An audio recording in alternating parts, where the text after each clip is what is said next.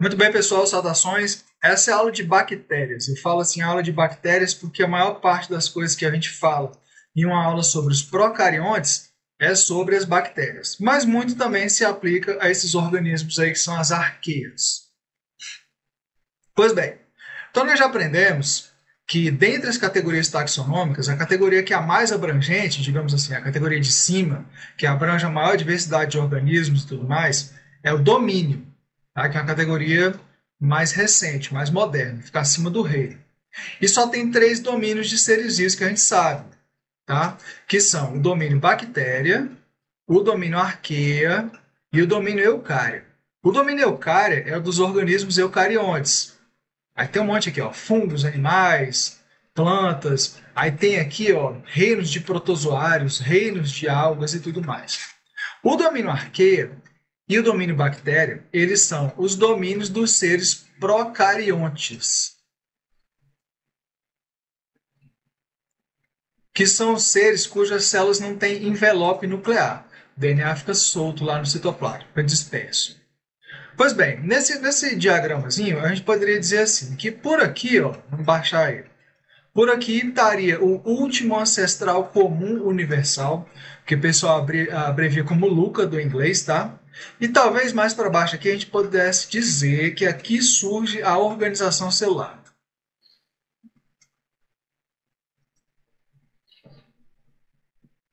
Organização celular. Aí, lógico, vão surgindo as características, né? As novidades evolutivas. Então, aqui, nesse diagrama, do jeito que eu estou mostrando, a organização celular é a característica primitiva, a plesiomorfia. Aí eu botei umas 4 novidades evolutivas aí, umas apomorfias, que são, e um aqui, ó, para o domínio das bactérias, parede celular constituída desse negócio chamado de peptidioglicano. Você já aprendeu que planta, por exemplo, tem parede celular constituída primordialmente por celulose. Fungo tem parede celular de quitina, tá? Mas bactérias, a parede celular de peptidioglicanos. Aqui para esse outro ramo das arqueias eucariontes, número 2, você poderia, tipo assim, tá, gente? Isso é bem generalista, são generalizações, tá? Então você poderia dizer que aqui tem genes com introns. Os introns são aqueles pedaços de um RNA que é feito, um pré-RNA mensageiro, que são removidos para dar origem ao RNA maduro. Aí tem alguns desses introns que têm atividade enzimática, né? Atuam como ribosimas, inclusive. Bom, para esse ramo aqui das arqueias, a novidade evolutiva número 3, então é uma coisa que só elas têm, a parede celular de peptidoglicano, só bactérias têm, tá? Mas, por exemplo, genes com introns, arqueias e eucariontes têm. Então, no número 3 aqui para as arqueias, a gente pode dizer que uma característica deles, tá, delas, das arqueias, é possuírem lipídios ramificados nas membranas. Tá? Os nossos, por exemplo, são ésteres de glicerol. Eles têm éteres de glicerol. E por último aqui, ó, a novidade dos eucariontes é justamente o envelope nuclear, a carioteca, o envelope nuclear. Aí poderia também dizer citoesqueleto, multicelularidade, cromossomos lineares. Todas essas coisas aqui, tá, gente, são generalizações. Tem controvérsias para tudo, tudo isso aqui no mundo acadêmico. Mas para nós no ensino médio, tá de boa desse jeito. Bom, sobre as características gerais dos procariontes, a gente pode considerar, eu perdi o curso, deixa eu dar um risco daqui. A gente pode considerar que todos os procariontes são unicelulares. Alguns podem ser coloniais, tá? O que é a colônia, no caso? Aquele monte de organismos que vivem grudadinhos um no outro. Certo? Então, são coloniais, mas são organismos individuais ligados. Eles podem ser autótrofos, que aí podem ser ou quimiosintetizantes ou fotossintetizantes, que é o autótrofo mesmo, é o que nutre a si mesmo, é o que produz a substância que serve de alimento para ele. Além de autótrofos, eles podem ser também heterótrofos, é o que não faz isso. Precisa adquirir as substâncias que servem de alimento ou de outros organismos ou do meio. Além disso, podem ser ou aeróbicos ou anaeróbicos. O aeróbico é o que consegue viver na presença do oxigênio. O oxigênio é brabo, né? Que ele é bem eletronegativo. Então ele reage bastante, quebra muita coisa. Então o aeróbico normalmente, inclusive, gera energia via respiração celular. Já o anaeróbico não consegue viver na presença de oxigênio e costuma gerar energia via processos fermentativos. Tá? Bom, os organismos procariontes eles ocupam muitos tipos de ambientes. Então aqui está mostrando, tem procariontes, eu vou chamar assim bactéria, tá, gente? Para poder simplificar. Então tem procariontes, bactéria, no ar, na água, no solo, nos organismos, tá? Então tem bactéria para tudo quanto é lado. A maioria é de vida livre, tá? Dos procariontes. Mas tem bactéria que é parasita. Arqueia não, tá? Pelo menos não em princípio. Mas tem bactéria que é parasita e aí depois a gente vê alguns exemplos de doenças. Tá? Então até está dizendo aqui, ó, que o domínio mais diverso é o das bactérias. Tem muita bactéria no planeta Terra, muito mais do que os outros seres vivos. Tanto em números de organismos quanto em massa mesmo, tá? As arqueias, gente, assim, basicamente, para falar bem a real mesmo, as duas coisas que mais cobram sobre arqueias são as seguintes. Primeiro, de acordo com o que a gente vê nesse cladograma, arqueias e eucariontes são mais próximos uns dos outros do que das bactérias, ou em outras palavras. Tá? Deixa eu botar aqui, bactéria, arqueia, eucarionte. Então, as arqueias, elas compartilham um ancestral comum com os eucariontes mais recente do que o ancestral comum com as bactérias. Tá? E também tem esse negócio de genes com introns e tal. Então, as arqueias e os eucariontes são mais próximos uns dos outros. As arqueias são mais próximas dos eucariontes do que elas são em relação às bactérias. Tá? Isso é uma coisa que se cobra. E a outra é o seguinte, assim, a gente associa as arqueias mais comumente com os ambientes extremos. São organismos extremófilos. Tá? São os que vivem em temperaturas muito altas, algum local com concentração de sais muito alta, mar morto, então não é morto, porque tem arqueias, muito ácido e assim por diante, tá? Aqui na figura está mostrando arqueias em fontes hidrotermais, lá no fundo do oceano, que é muito quente, certo? Bom, só para constar, viver em ambientes extremos não é exclusividade das arqueias, porque também tem bactéria que consegue viver em ambiente extremo. Tá? Tem essa daqui que eu estou botando de exemplo, termos aquáticos, que vivem em ambientes quentes, que delas se tira uma DNA polimerase, né, enzima que lê bases nitrogenadas de DNA para poder fazer novas cadeias de DNA. Então se tira uma DNA polimerase que é usada naquele tal de PCR, aquele processo lá da reação da polimerase em cadeia, que amplifica moléculas de DNA. Tá? Então, só para constar, tem bactérias em ambientes extremos também, mas normalmente se associa os ambientes extremos mais com as arqueias. Então, o que mais cobra de arqueia é isso. É elas serem mais próximas dos eucariontes, ó, até na figurinha aqui está pintado de amarelo, e também serem associados com esses ambientes extremos, serem extremófilos. Pois bem, agora o que a gente vai ver é primordialmente sobre bactéria. Tá? Tem coisa daqui que nós vamos ver que serve para as arqueias também, mas é primordialmente sobre bactérias. Então, assim, coisa bem de bactéria. Elas são as únicas que têm esse negócio aqui de parede celular de peptidioglicano. O que é um peptidioglicano? Aliás, não tem um peptidioglicano, tem vários, dependendo do grupo de bactérias. Então é tipo assim, o peptidioglicano é esse arranjo aqui, ó, em que há um polissacarídeo, e esse polissacarídeo é ligado a outro por umas cadeias curtas de aminoácidos. Tá? Por isso chama de peptidioglicano. Tá certo? Então, isso aqui só a bactéria tem. Tá? Parede celular serve para quê? Para o organismo que tem. Como elas recobrem as células, ficam por fora da membrana plasmática. Então, tá aqui, ó, a membrana plasmática. Vou botar MP. E por fora da membrana plasmática você tem uma parede celular. Então, ela confere a coisa mais lógica, assim, básica. Proteção. Contribui para a manutenção do formato. Tipo, tem muita bactéria que tem esse formato aqui de bacilo, né, que é o bastonete. E impedem que a célula lise. Às vezes a célula se encontra num ambiente em que ela é muito hipertônica em relação ao meio externo. Vou botar aqui alta concentração de bolinha solúvel. Então entra água por osmose, muita água. Se ela não tivesse a parede celular, poderia entrar muita água e ela poderia se romper, lisar. Então a parede celular protege contra a lise. Tá? Pois bem, outras coisas que a bactéria tem. Então aqui está uma bactéria bem completinha, cheia de coisas, tá? Nessa figura eu só vou destacar coisas assim que não aparecem muito, que você não viu. Porque, por exemplo, cromossomo, é como o DNA está organizado. No caso, ela tem cromossomos circulares, né? Cromossomo circular. Ribossomo, que sintetiza proteína. O flagelo, que serve para movimentação. Tá? Tem um mesossomo. Esse mesossomo, esquece isso. Que é uma coisa vista, mas a maioria dos pesquisadores acha que isso aí é tipo assim, coisa que o processo de preparar o material biológico para observar em lâmina de microscópio gera, não é uma organela, não. Bom, pelo menos a maioria, né, que eu conheço já falou isso para mim, professores, né? Mas enfim, o que mais tem aqui de interesse? Plasmídio, esse sim é importante. Então tem o DNA cromossomal, mas fora do DNA cromossomal tem umas moléculas de DNA circular, que são esses benditos plasmídeos aí. Esses plasmídeos eles podem conter genes acessórios. Pode ter gene que codifica toxinas, então a partir do gene se faz uma proteína, uma substância, enfim, que é uma toxina que ajuda na patogenicidade da bactéria. Mas o que é mais cobrado é esse aqui, ó.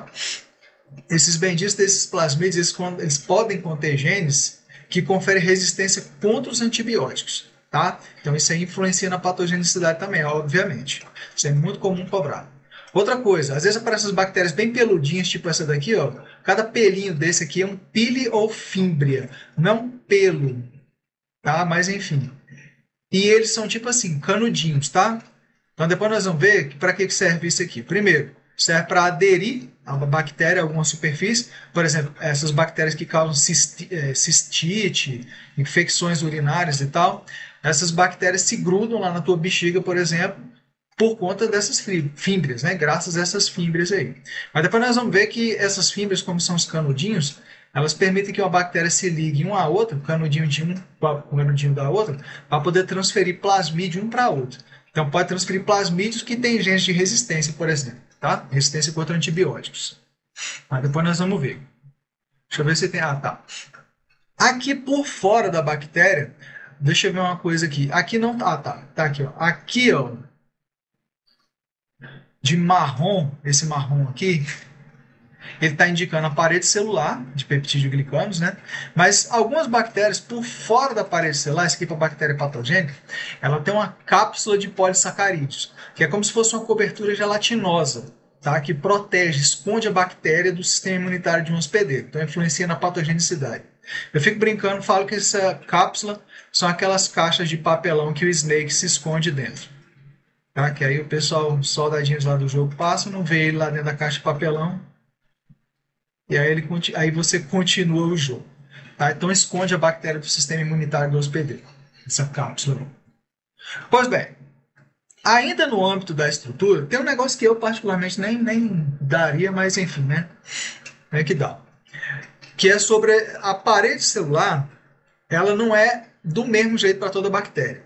Então, assim, em relação à parede celular, as bactérias elas vão poder ser classificadas como gram-positivas ou gram-negativas. Diabo esse negócio de gram.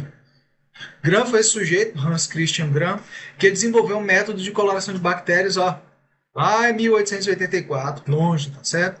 E basicamente o método dele era aplicar dois corantes. Primeiro, pegava lá o colônia de bactérias, botava um corante roxo. Se você for muito sofisticado, você chama de violeta, lilás, né? Enfim, para mim é roxo. Roxo, lava, e aí depois aplica um corante rosa, esse tal de rosa safranina aí. Aí o que acontece? Aí era para poder fazer identificação rápida de bactérias. Ah, essa bactéria aqui é gram-positiva, então pode ser tal bactéria, pode causar tal infecção. Tipo assim, para ir ajudando no diagnóstico e tratamento de doenças, tá? O básico que você tem que saber é o seguinte. Então, primeiro, lembrando, é um método que usa primeiro um corante roxo, lava e depois aplica um corante rosa. O negócio é o seguinte. De acordo com esse método, você classifica as bactérias nesses dois grupos, gram-positiva e gram-negativa. A gram-positiva é a roxa ou violeta. O que interessa saber mais é isso aqui, é a estrutura da parede celular. O que acontece? Na gram-positiva, aqui está a membrana plasmática, botar MP. Aí tem um espaço chamado espaço periplásmico. Normalmente não se cobra esse nome não, tá? Mas enfim. E aqui, tá tudo escrito errado, né, velho? Essa figura citoplasmic peptidogocan. Vixe, parece até figura feita com texto em IA, engraçado. Mas, vamos lá. Então, tem a membrana, tem esse espaço periplásmico, deixa eu botar aqui, é P. E elas têm uma parede celular bem grossa, vou botar PC, aqui fora. Certo? Então, essas bactérias elas ficam pintadas de roxo, por quê? Ele joga o corante roxo, aí lava, mas quando lava não sai tudo, não sai bem. Aí depois joga o corante rosa por cima. Mas se você misturar rosa com roxo, fica roxo, no fim das contas, né? Então é isso. Esse corante ele pega bem lá nos peptidoglicanos. Agora, a bactéria que é gram-negativa, ela fica rosa. Então, assim, no tocante à estrutura, olha só que coisa esquisita. Ela tem a membrana plasmática, deixa eu ver se eu consigo botar bem no cantinho aqui. Aí tem um espaço periplásmico, aí vem a parede celular, só que você veja que a parede celular dela é bem fininha, tá? Em relação à parede da gram positiva. Aí por fora da parede celular tem uma outra membrana, uma membrana externa, tá certo? Então essas bactérias têm duas membranas, uma para dentro da parede celular e uma externamente à parede celular, tá certo? O detalhe aqui é o seguinte, nas gram-negativas, ó. Ele mete o corante violeta, aí lava. Quando lava, o corante não pega direito lá naquela membrana externa. Então, ela fica descolorida mesmo. Aí, quando aplica corante rosa, no fim das contas, ela fica rosa. Tá? Só isso. Agora, assim, por último, assim, o mais importante é lembrar essa estrutura aqui, tá, gente? Essa figurinha aqui. Uma tem a parede celular bem espessa, a outra tem uma parede celular mais fina e uma membrana externa. Isso é o mais importante. Quando se vê, gente, no mundo real mesmo, na figura aqui eu até achei bom, porque assim, a diferença entre a cor roxa e a cor rosa tá bem sutil. E no mundo real é assim mesmo, é bem clarinho, bem sutil para ver isso aí, tá? Então, por isso que eu estou falando, o mais importante é lembrar da estrutura aqui, essa figurinha da estrutura. Pois bem, então, vista essa parte de estrutura de bactérias, vamos para outros assuntos importantes, inclusive para pais, Enem. O pessoal gosta muito de cobrar essas coisas. Então, sobre recombinação e transferência gênica em bactérias. Recombinação é misturar moléculas de DNA para criar novas. Então, por exemplo, aqui você tem uma molécula de DNA. Opa! Deixa eu botar DNA linha e aqui um DNA, duas linhas. Se você pegar um e misturar com o outro, você gera um DNA novo. Digamos assim, uma molécula nova. É um DNA recombinante esse aí. Então, recombinar é isso, é combinar pedaços ou moléculas de DNA distintas para formar novas. Ou também você pode interpretar como sendo um organismo que, vamos supor, tem duas moléculas de DNA. Ele adquire uma outra e fica com três, então aqui você já tem um organismo, vou botar assim,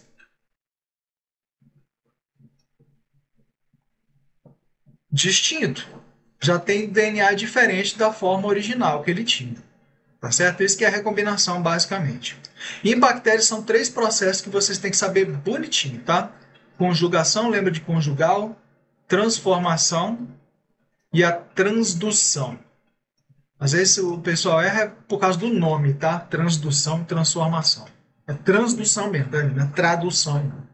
Então, na conjugação, o que acontece é o seguinte: é a transferência de um plasmídio de uma bactéria para outra através das fímbrias. Então, esse sex pilus aqui, ó, é o nome aí, tá? Não vamos chamar de comunista nem nada, não. Que tá a fímbria.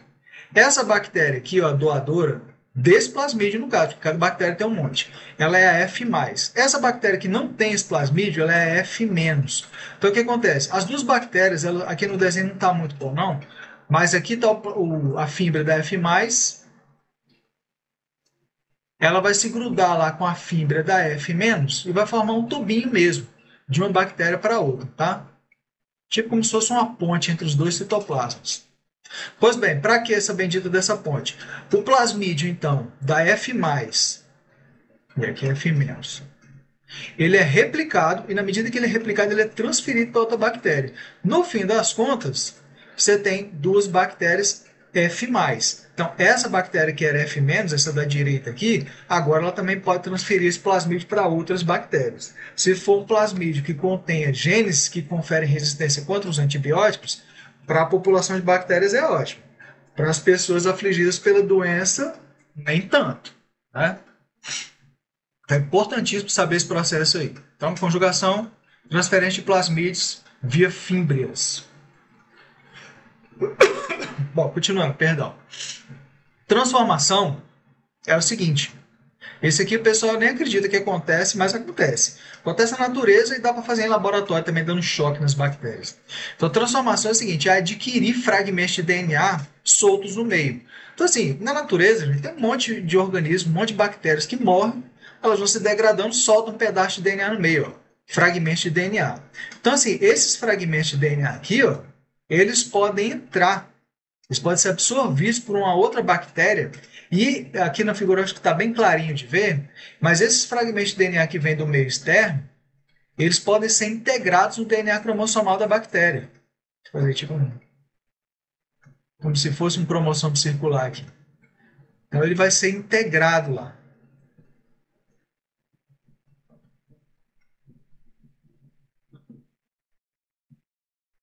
Tá? Então o DNA externo ele pode ser integrado no DNA cromossomal da bactéria. Ele está bem aqui, ó, porque está bem clarinha essa imagem. Está o verdinho bem aqui.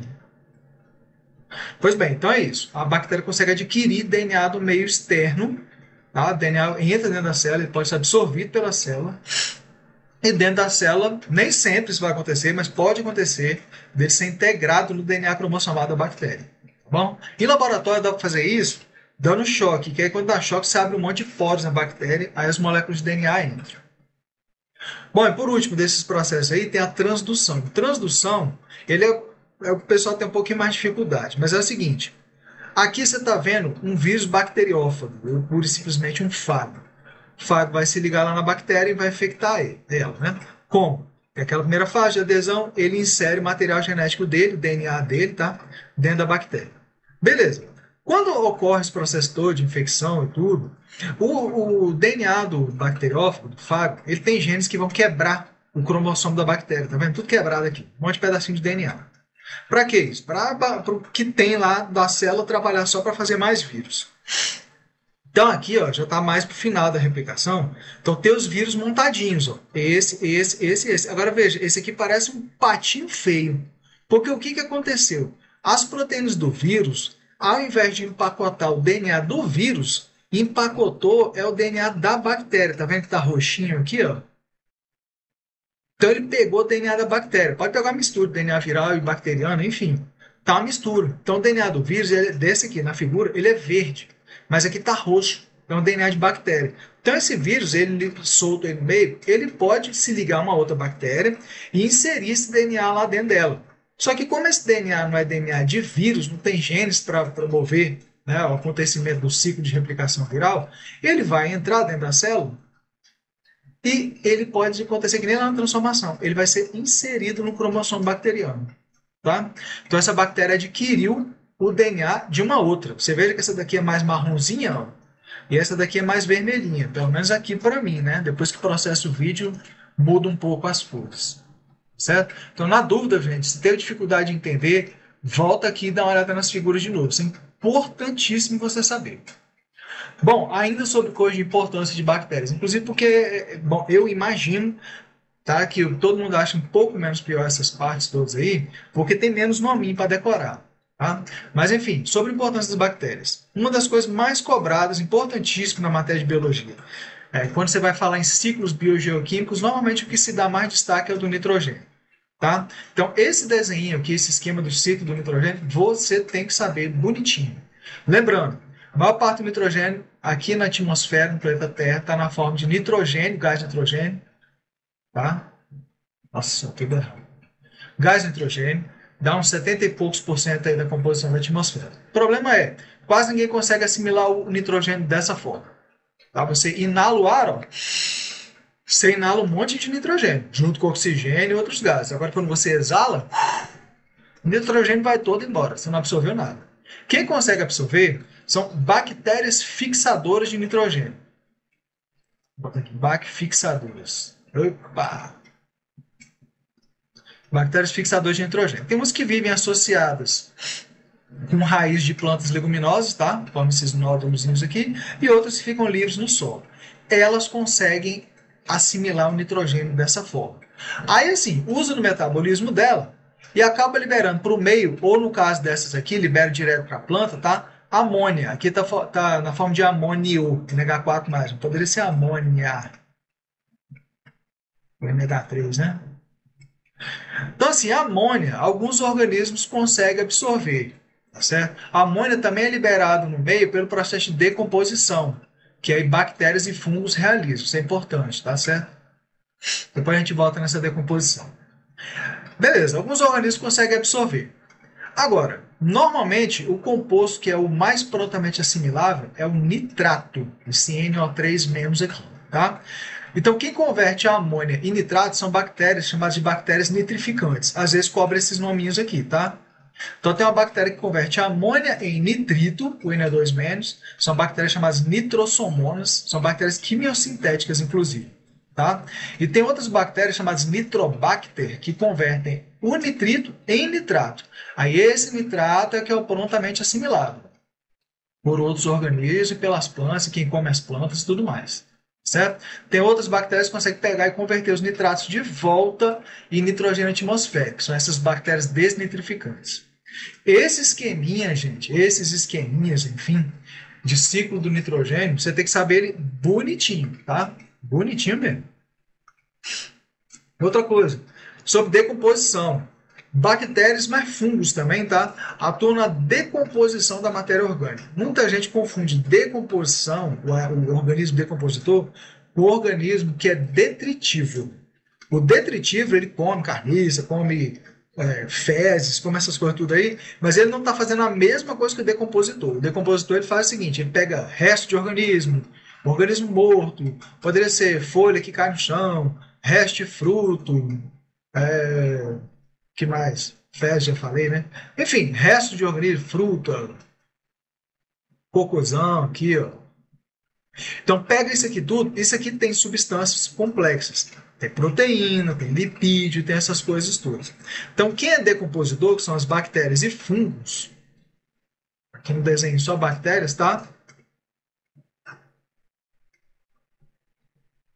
Consegue pegar essa matéria orgânica, contendo substâncias complexas, usar no metabolismo delas e devolver para o meio compostos simplesinhos, tipo CO2, amônia, que você acabou de ver, nitrito, nitrato, que tu acabou de ver, metano, gás sulfídrico, esse monte de coisas aí. Tá? Que aí outros organismos podem usar. Você não viu agora?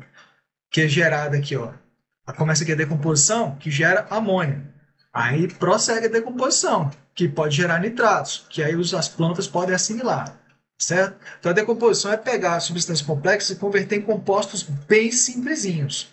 Você, quando você come alguma coisa, você quebra a substância, aproveita e tudo, mas você, quando faz lá as tuas fezes e tudo mais, você não está liberando necessariamente isso aqui, não, tá? Você libera proteínas que você não absorveu, glicídios que você não absorveu e tudo mais. Então não é a mesma coisa que fazer a decomposição. Tá? O detritívoro não faz isso. Não confundir, então, decompositor com detritivo. Ele come os restos, mas ele não libera essas substâncias simples aí, não, para o meio.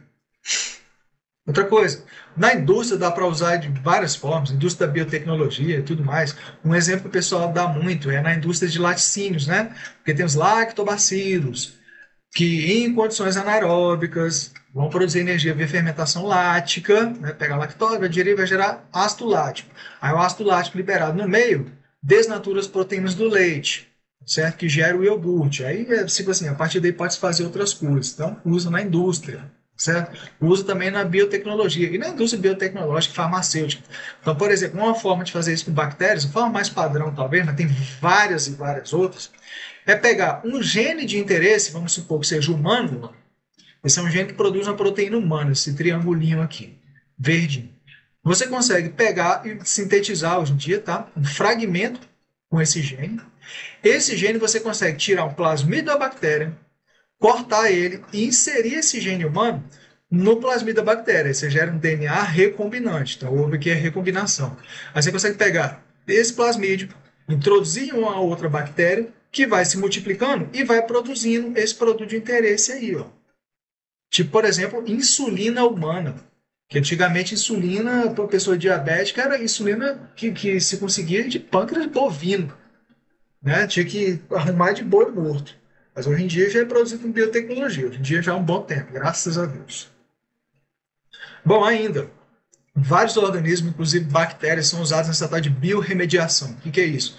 É usar organismos, normalmente micro-organismos, tá? Para neutralizar poluentes, substâncias tóxicas e tudo mais em um determinado local. Então aqui está o local todo poluído, ó, tipo Dark Souls, tudo preto, esquisito, escuro, árvore seca e tudo mais. Então aqui você bota os micro-organismos que fazem a biorremediação, eles pegam e usam as substâncias contaminantes no metabolismo deles e liberam, por exemplo, substâncias simples, tipo CO2. Aí depois de um tempo, o ambiente está recuperado. Todo bonitinho, ó, peixinho olhando para fora d'água, coelho, passarinho, uma arvorezinha e tudo mais. Então essa é a biorremediação. Isso assim, O dia que der para aplicar isso em grande escala em muitos lugares vai ser ótimo, porque ainda é um pouco restrito. Aí eu botei aqui só um exemplo, mas não precisa nem decorar esse nome não, tá, gente? Às vezes, inclusive, eu já vi com outro nome também, mas eu vou botar esse aqui porque parece ser o mais correto. Alcanivorax borcumensis é uma bactéria que consegue degradar, vou fazer isso aqui, ó, os hidrocarbonetos que constituem petróleo. Então tem aqueles derramamentos de petróleo que contamina a água, né? As penas das aves ficam tudo cheias desse óleo, elas não voam, morrem e tudo mais. Então essa bactéria consegue degradar esses hidrocarbonetos aí e limpar um determinado local. É um processo de biorremediação. Ainda, bactéria constitui a chamada microbiota intestinal. Isso aqui é super importante você cuidar, tá? Sua microbiota intestinal. Porque é o seguinte, essas bactérias que vivem lá no seu intestino, elas fazem um monte de coisas boas para você. Então, assim, para cuidar disso, você tem que comer fibra, né? Tem que ter uma alimentação bem variada, especialmente com fibras vegetais, tá? Que serve de alimento para elas. Opa! Porque assim, essas bactérias geram um monte de efeitos benéficos para a saúde. Aqui nessa figura eu acho que não está escrito, mas tem bactéria dessa aí que produz vitamina K, tem umas que produzem vitaminas B, enfim. Aqui ele está mostrando somente os efeitos de lactobacilos acidófilos. Então, ó, gera antioxidantes, melhora a imunidade. O que mais que tem aqui de fácil de entender? Tem atividade antimicrobiana, porque elas estão se multiplicando e impedem que micro-organismos patogênicos se multipliquem. Antitumoral, assim, um monte de coisa. Influencia até no humor da pessoa. Então, cuidar da microbiota é essencial. É essencial que você tenha no seu intestino esse monte de bactérias aí. Tem fungo também, tá? Mas importantíssimo ter essas bactérias aí. Bom, a gente estava falando de coisa boa, agora vamos falar de coisa ruim. Exemplos de doenças causadas por bactérias. Alguns exemplos apenas, tá, gente? Porque tem muita bactéria que é capaz de causar doença. Lembrando que tem mais bactéria de vida livre do que bactéria capaz de causar doença. Então, a gente pega sempre assim uma amostra bem diversa e de doenças que são um pouco mais comuns, às vezes nem tanto. Enfim. Então, vamos embora. Primeiro, sífilis. Sífilis, o ruim é que o nome da bactéria não parece o nome da doença, né? Não é tipo assim, gonorreia. Mas Treponema pálido é o nome da bactéria que causa a sífilis. Então, essa bactéria é gram-negativa, espiroqueta, microaerofílica, vive em condições com baixa concentração de oxigênio. Essa bendita dessa bactéria, ela é transmitida via contato sexual. Então, a sífilis é uma IST. Aí, inicialmente, a bactéria ela infecta regiões genitais, tá? Mucosa genital, dependendo do que a pessoa faz, região anal, oral, tá? A pele dessas proximidades aí. Com relação à transmissão, então, como eu estou dizendo, é uma IST, tá? Então é o seguinte, a sífilis, ela tem 3 estágios, depois nós vamos ver aqui, tá?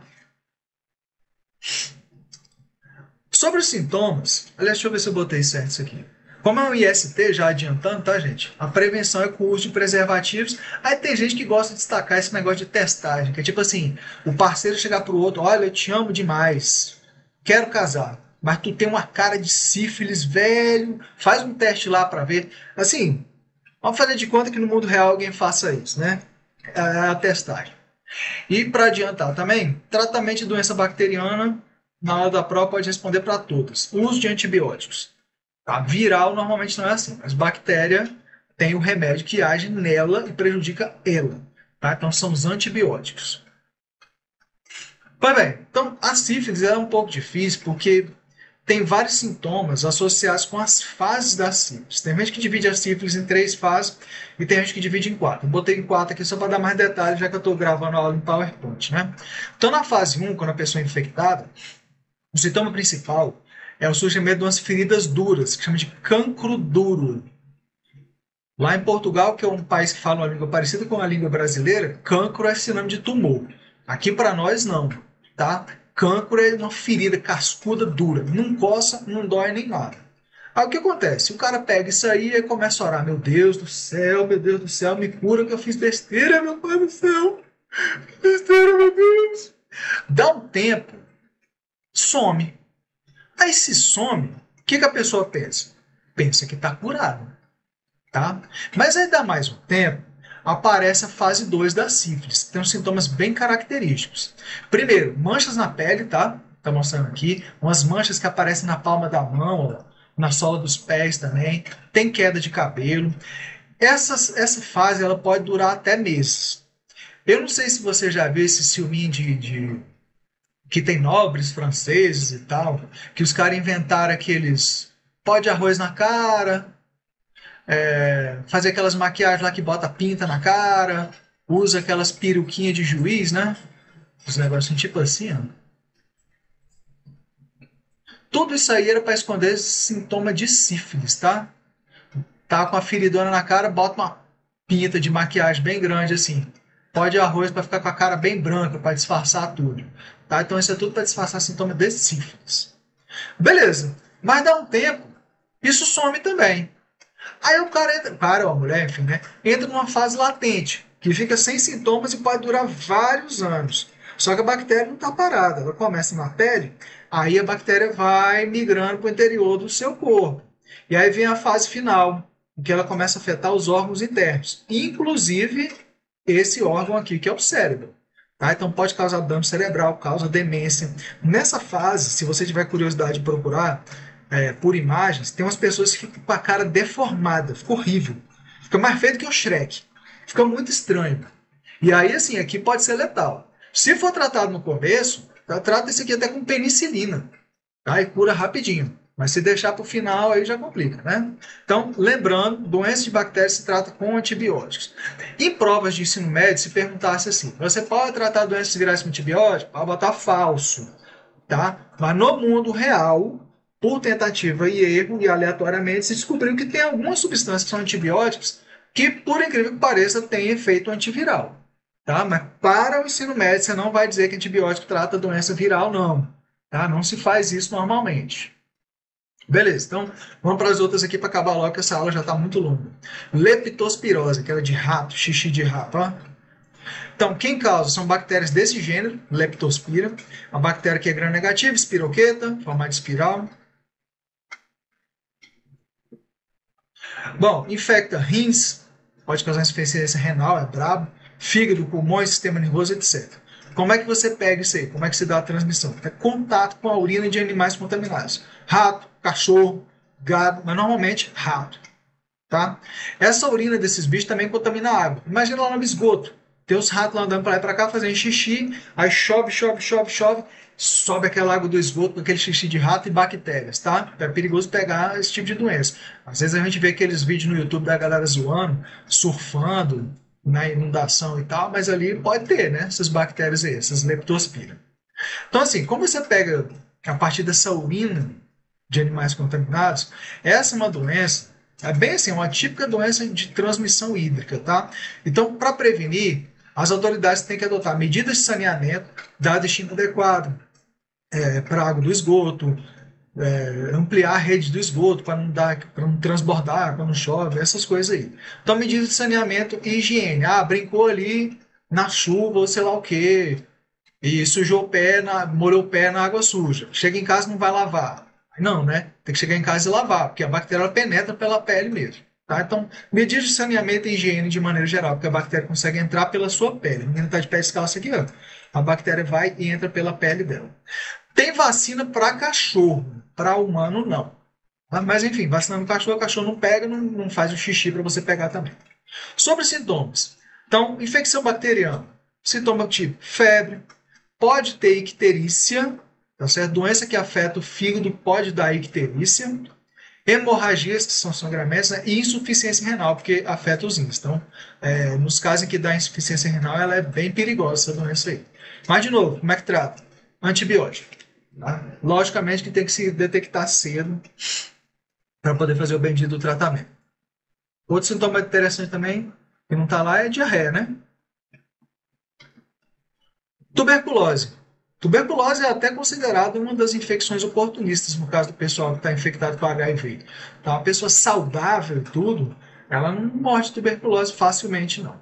Quem causa essa bactéria? Mycobacterium tuberculose. Detalhe, só para você ver como é que o mundo é complicado. Essas bactérias não se classificam naquele esquema de Gram, não pega, tem estrutura diferente, não pega aquelas colorações lá. E são bactérias que infectam os pulmões. Tá? Um sintoma bem típico de tuberculose é essa tosse.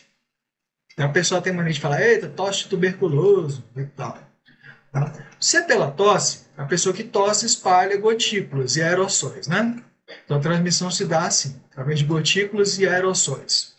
Então como é que você previne? Por exemplo, utilizando máscara, evitando aglomerações, tem vacina, tá? Essa BCG bem conhecida aí. E de sintoma tem febre, essa tosse bendita e uma sudorese noturna.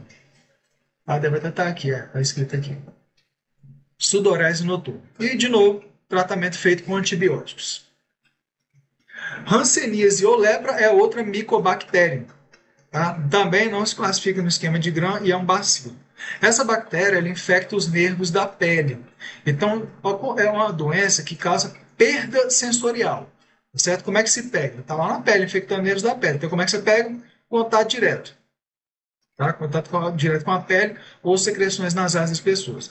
Provavelmente você já viu em filmes, ou coisa de Bíblia, ou alguma coisa assim, que geralmente a pessoa com lepra, fosse a lepra mesmo, fosse tipo assim, um termo genérico para se referir a doenças de pele, era isolada dos restantes. Hoje em dia, você vê, nos materiais de ensino de nível superior, eles não falam disso de jeito nenhum. Mas, se a pessoa está com hanseníase, vamos chamar de hanseníase, né? Você não vai ficar dando abraço nela, né? A pessoa tem que ser tratada. E você se prevenir. Então, prevenir é evitar aglomeração, para não ficar tocando em pessoa com a doença, e evitar o contato com os acometidos. Sinto muito. Não quer dizer que vai tratar mal a pessoa, mas se a pessoa está acometida, você não vai ficar dando abraço. Né?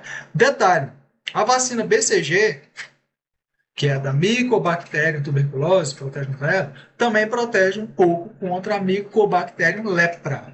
Tá? Mas eu acho que normalmente não se dá essa vacina pensando em prevenir contra a lepra. Certo? De sintomas, então, ocorre a perda da sensibilidade tátil e lesões na pele. Essa figurinha aqui, ó, é da WHO da Índia, e eu já li sobre muito relato que as pessoas lá tem lugares lá que as pessoas pegam muito e assim dormem em condições bem precárias. Aí, como perde a sensibilidade, chega rato e começa a comer as pontas dos dedos das pessoas, pedaça, a pessoa acorda às vezes com o dedo no osso. São coisas assim bem feias, tá? Mas assim, ó, olha só, de sintoma. A pessoa fica incapaz de fechar o olho completamente. Então, assim, tem uns negócios esquisitos. Manchas, tá? Lesões na pele. Mas o principal é a perda da sensibilidade tátil por conta, melhor dizendo, né? Das bactérias infectarem os nervos da pele. E, de novo, tratamento feito com antibióticos. Já quase acabamos, são mais duas. Botulismo. Quem causa são essas bactérias aqui, Clostridium botulinum. Essas bactérias Clostridium, tem um detalhe sobre elas, que elas são anaeróbicas obrigatórias. Não consegue ver na presença de oxigênio de jeito nenhum. Tá? Então, também são gram-positivas. Essa bactéria ela produz uma toxina. O problema principal não é nem a presença dela, é a toxina que ela produz, que é uma toxina que causa paralisia muscular. Então, tem um monte de sintomas aqui, ó. A pessoa fica com a pálpebra caída, tem dificuldade de respirar, dificuldade de engolir, fraqueza, tem uma paralisia progressiva, complicadinho, tá? A transmissão é a partir da ingestão de esporos ou alimentos contaminados com a bendita bactéria. É muito, assim, os exemplos e tudo mais cobrados são lata de alimento, que chega a estar estufada, tá? E aí, lá dentro daquele meio anaeróbico, vivem essas bactérias aí. Se você ingerir aqueles alimentos lá, você pode estar ingerindo essas benditas das bactérias aí e adquirir essa doença. Tá? O esporo, lembrando, ele é uma forma de resistência que a bactéria produz. Aqui está o DNA. Ele é duplicado, é botado em outra cópia aqui, e aqui é o esporo. Uma forma de resistência. Quando o esporo chega num local com condições adequadas, ele volta a ser bactéria, que as condições adequadas, no caso, são o seu corpo. Tá? Pois bem, para prevenir, então, é não consumir alimentos enlatados cujos recipientes estejam inchados, forma mais básica, certo? Aí de sintomas, como a toxina causa paralisia muscular, então é fraqueza muscular, dificuldade para falar, dificuldade para respirar, pode gerar essa paralisia muscular progressiva. É complicado isso aqui, tá? E o tratamento é feito com antibióticos, mais comum o problema é a toxina, tem também a antitoxina, tá? Também Clostridium tem a bactéria que causa o tétano, que é a Clostridium tetani. Tá? Também é anaeróbica obrigatória. Essa bactéria habita solo, poeira, fezes de animais. Geralmente a gente pega, inclusive, com lesões, né? pisando em prego enferrujado. Por que pisando em prego enferrujado? Porque o ferro do prego está sendo oxidado, está protegendo a bactéria contra o oxigênio. Tá? Essa bactéria também produz uma toxina, essa toxina chamada tetanoespasmina. Só que, ao invés de causar paralisia muscular, é como se o efeito fosse o contrário. Ela gera espasmos. Tá? É uma toxina com efeito inibitório. Ela inibe a liberação de transmissores inibitórios, tipo esse ácido gama-aminobutírico. E aí a pessoa, em vez de inibir a contração muscular, fica contraindo muito. Por isso tem aqueles espasmos lá, aquelas tremedeiras, aqueles negócios esquisitos. Tá? Mesmo esquema, adquire a partir de esporos, mas eles entram no corpo por lesões. Tem vacina, tá? Ainda bem.